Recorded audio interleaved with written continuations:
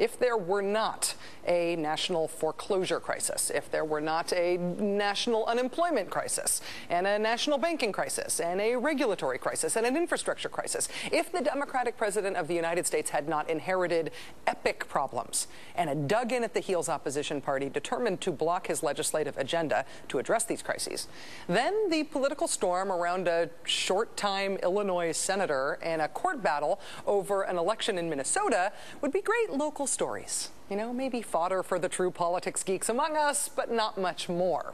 However, now, because Barack Obama did inherit epic problems and this particular opposition party, the storm around Illinois Senator Roland Burris and the ongoing stalemate between Norm Coleman and Al Franken of Minnesota have turned out to be a big national deal.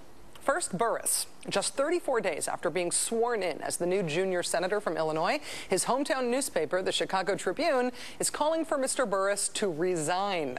Democratic Illinois Congressman, former guest on this show, Phil Hare, is also calling for him to resign. Senior Illinois Senator and Democrat Dick Durbin is also confirming that the Senate Ethics Committee is investigating Mr. Burris, all over the issue of quid pro quo, whether the quid that Governor Blagojevich sought in exchange for the Senate seat was quoed his way by Roland Burris. Today, after announcing that he was done speaking publicly on this issue, Roland Burris went with the old refer to yourself in the third person defense. You know, the real Roland. I am the real Roland. If I had done the things I've been accused of, I would be too embarrassed to stand up here in front of you. I ask you today to stop the rush to judgment. You know the real Roland. I have done nothing wrong, and I have absolutely nothing to hide. Generally speaking, it is a bad sign for a defense strategy when it boils down to, you know me. Yeah. Meanwhile, there is the never-ending Coleman-Franken story in Minnesota, which had been the most boring, unresolved Senate fight in recent memory. Until now, until Norm Coleman decided to stop playing Minnesota nice and instead start playing 52-card pickup. Mr. Coleman's lawyers today suggesting that maybe the whole Senate election should be redone. Do it again. They called it fatally flawed. They said it was based on illegal votes. Roland Burris, Norm Coleman, and Al Franken against the odds have turned out to be enormously important figures in the country right now because while we were all memorizing the names of the Kardashian sisters or learning to play Sudoku or something, while we were not noticing, the minority party in the United States Senate changed the rules of how laws get made in the United States of America. Traditionally, constitutionally, you need a majority of votes to pass something in the U.S. Senate. In extraordinary circumstances, a weird rule called the filibuster could be used to block an up or down majority vote on something. 60 senators would have to vote to shut down the filibuster. Extraordinary circumstances. That's how the filibuster worked for, I don't know, say the entire existence of the United States Senate. Through, say, the 1980s and the 1990s, it was normal to have 20 or 30 cloture votes, 20 or 30 filibusters during a given session of Congress. That started to pick up a bit in the mid-90s to about 50 votes. When Democrats were in the minority in 2005, 2006, there were 54 cloture votes. Republicans freaked out about that publicly. They threatened the nuclear option to end the filibuster rule, to take away that power in the Senate. Then what did the Republicans do in the very next Congress when they became the minority? 112 cloture votes. That's 112. 112. Look, I am all for the Constitution. I am all for us being protected from the tyranny of the majority. I dig it. I like arcane rules that protect minority rights. Duh. But this seems sort of anti-small d democratic. It seems like this rule is not being used as intended. The Republican search for meaning by way of the filibuster threat is having a tangible effect. It's making the American people hate them.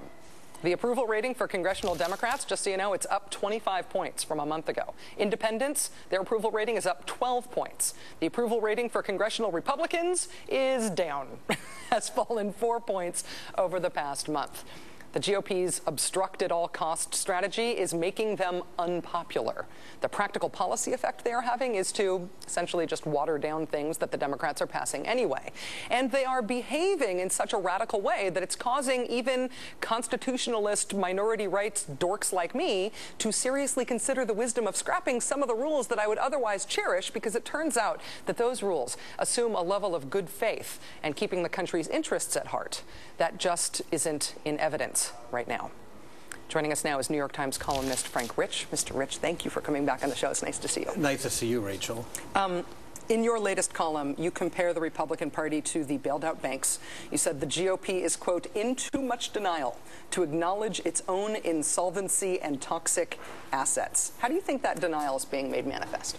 I think that they're completely adrift from the American people. This is a country in a serious economic crisis. People are frightened. They may not agree with everything the president is saying, but they want action.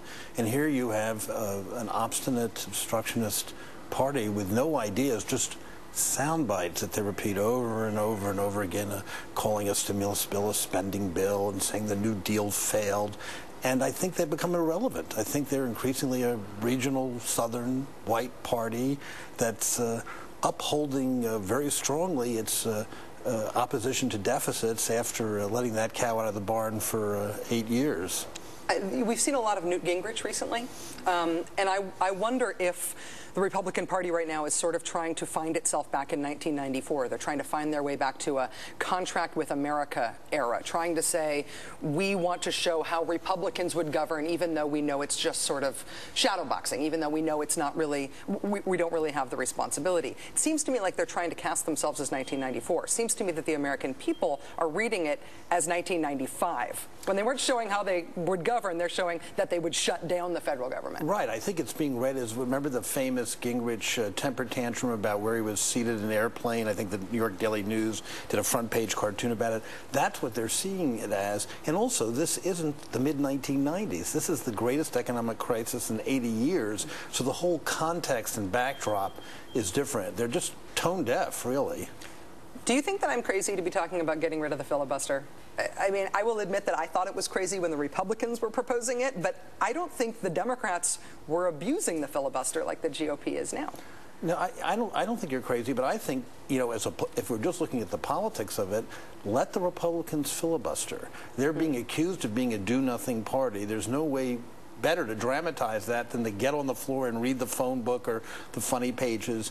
So I think it's sort of a win-win situation for the Democrats, no matter what happens with the filibuster. But that's only true if they're actually forced to act out the filibuster where they refuse to shut up unless there's a cloture vote. Right. Just assuming that everything takes 60 votes means that all of the political risk for them goes away and all of the political benefit of requiring a supermajority goes their way too. Yeah, that's true. I think, but I think what's really only going to break this logjam, whatever happens with the filibuster, is the next midterms. Because I think, regardless of what happens, and we don't know what's going to happen, of course, with the endless Coleman-Franken race, or even who's going to end up really being the senator from Illinois. But I think that the Republicans seem to be indicating they need yet another election failure, third in a row. Maybe the third time will be the charm, and it'll snap them back to their political senses. Well, I don't think that the Republicans will trust advice from you. But if they would, what would you tell them about how to not lose the midterms? How to find some meaning in the minority? Look, there are Republican governors. A classic example is Charlie Crist, who's hardly a liberal and is in a state that was a Republican state, Florida, who are trying to work through these problems. There are a number of Republican governors around the country and who are really in conflict with their own Washington representation because they see on the ground the problems their own voters are having. That seems to me the model. It doesn't.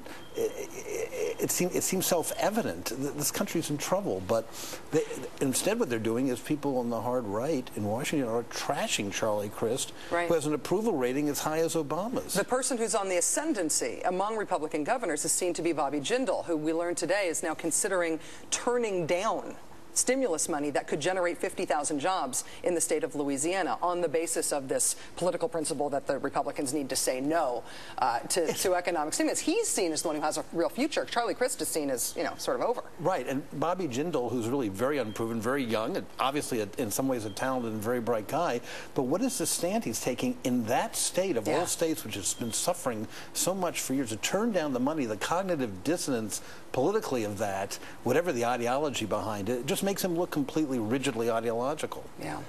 Frank Rich from the New York Times, it's great to have you on the show. Thank you for coming in. Nice to see you. Coming up.